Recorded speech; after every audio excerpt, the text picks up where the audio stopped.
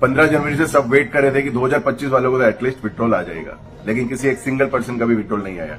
लेकिन फिर भी कुछ हमारे इन्वेस्टर भाई के लीडर्स, जो सीनियर लीडर्स थे, वो दुबई में मीटिंग करने के लिए गए हुए हैं। उनकी आज मीटिंग होनी थी, आज 20 जनवरी है, लेकिन आज की मीटिंग को एक्सटेंड करके 25 तारीख दे दी गई है। अब 25 तारीख को ये मीटिंग खेलेंगे। कीजिए मीटिंग, खेलिए मीटिंग, करते रहिए मीटिंग, आल हुआ आप मीटिंग। और उस मीटिंग के अंदर लविश एक ही बात रख देगा, एक डेट दे देगा और दैट्स ऑल। जो चलता आ रहा है वो होता रहेगा। सिर्फ उम्मीद के सारे हम जिंदा रहेंगे और उनका चलता रहेगा। एक फैक्ट की बात आपको बताता हूं, जितनी इनके पास इन्वेस्टमेंट्स आई हैं, वो इन्वेस्टमेंट्स कंपनी के अंदर है ही नहीं। जब आई हैं, इनके पास जो इन्वेस्टमेंट हुई थी 2023 से 2025 के अंदर 2062 करोड़ रुपए जमा हुए थे इनके जो अकाउंट्स थे, और 2022 करोड़ रुपए निकाल भी लिए थे इन्होंने साथ ही साथ। यानी कंपनी के अंदर फंडिंग थी सिर्फ 40 करोड़ की, 2062 करोड़ डले और 2022 करोड़ निकाल भी लिए। उसके बाद 2023 से 2025 के अंदर 734 करोड़ रुपए का इन्वेस्टमेंट गया, जिसमें से इन्होंने 651 करोड़ रुपए निकाल भी लिए। यानी कंपनी के अंदर फंडिंग रखी ही नहीं जा रही थी। ये मीठे मीठे जुमले देके इन्वेस्टमेंट्स करवा रहे थे और फ्रॉड कर रहे थे। और दोस्तों, गवर्नमेंट के द्वारा जो लोग पकड़े गए हैं उनके नाम भी शेयर किए गए हैं, जैसे मनोरंजन राय, पंकज कुमार गुंजन, राहुल कुमार यादव, लोकेश पाल, विजय रावत, रितेश झा, अमन यादव हरियाणा से, दीपक शर्मा दिल्ली से, मदन मोहन कुमार दिल्ली से, कृष्ण कुमार ग्रेटर नोएडा से, महबूब आलम झारखंड से, मुकेश कुमार भिलाई से, वेणुधर मोहंतो ओडिशा से। क्या उम्मीदें चल रही हैं और रियल फैक्ट्स क्या चल रहा है? अब 25 तारीख को क्या होगा? अब 25 तारीख को आप फिर से तारीख दे रहे हैं, रह जाएगी तो सिर्फ तारीख। और यही होता रहा है मिलाद, तारीख पर तारीख, तारीख पर तारीख, तारीख पर तारीख, तारीख पर तारीख मिलती रही है। हम सब चाहते हैं कि हमारा पैसा वापस मिले, कुछ कट जाए बट मिल जाए। सब प्लानिंग भी करते हैं एक्शन लेने की।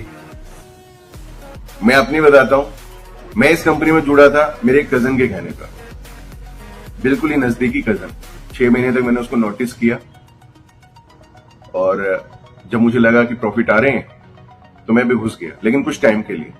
मेरे कजन ने बोला था कि भाई तू इसमें घुस जा, 1 साल तक की मेरी जिम्मेदारी है। और जब मैं इसमें आया तो लगभग 5-6 महीने में ही कंपनी ये हरकतें करने लग गई थी। लेकिन अब मैं अपने कजन को बोलता हूं तो उसके ऊपर मैं कुछ ज्यादा बोल नहीं सकता, क्योंकि वो मेरा कजन है। मैं यहां फंसा हुआ, लेकिन आप लोग नहीं फंसे हुए। अगर ये पेमेंट इस महीने के अंदर किसी का भी विड्रॉल नहीं आया तो प्लीज एक्शन लीजिए। हो सकता है उस एक्शन से सबका भला हो।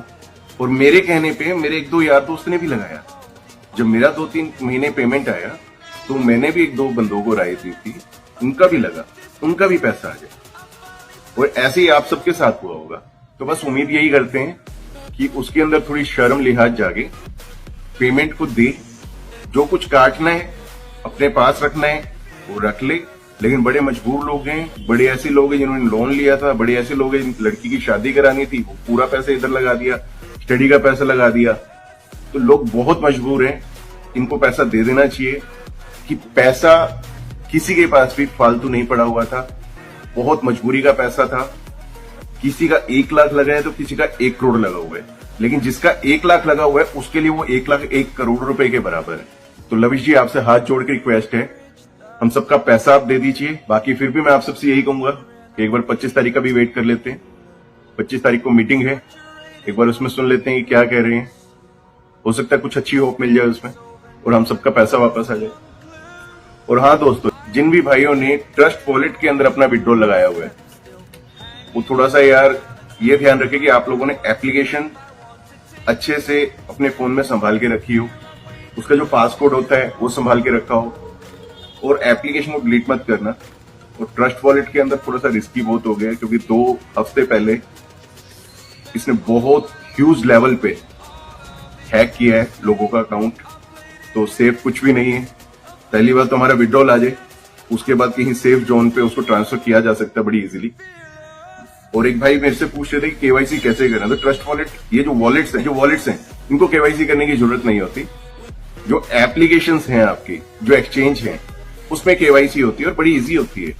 आप उसके होम बटन पे जाएंगे, अपनी प्रोफाइल में जाएंगे, वहां केवाईसी का आपको ऑप्शन आएगा और वहां पे बड़ा इजी है। वो आपके कुछ डॉक्यूमेंट जैसे आधार या पैन मांगेंगे और वो आपने बस वहां पे सबमिट करने, उसमें अपडेट करने और आपका केवाईसी डन हो जाएगा।